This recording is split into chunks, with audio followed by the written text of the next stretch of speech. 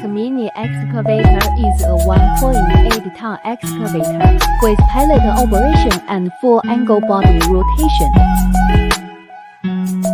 Load sensing hydraulic system efficiently manages power for multiple functions, delivering smooth machine control with less effort.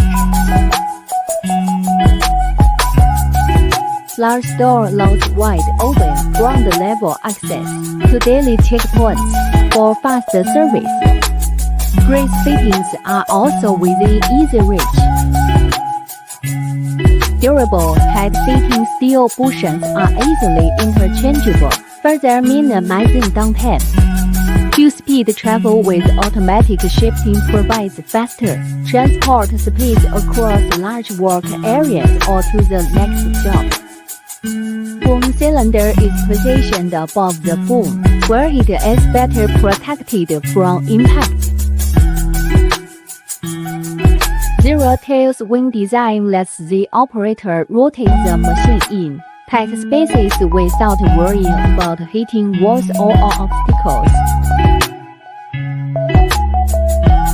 Variable width undercarriage can be hydraulically retracted to access tight quarters where handwork was once required, then easily extended to provide a stable working platform.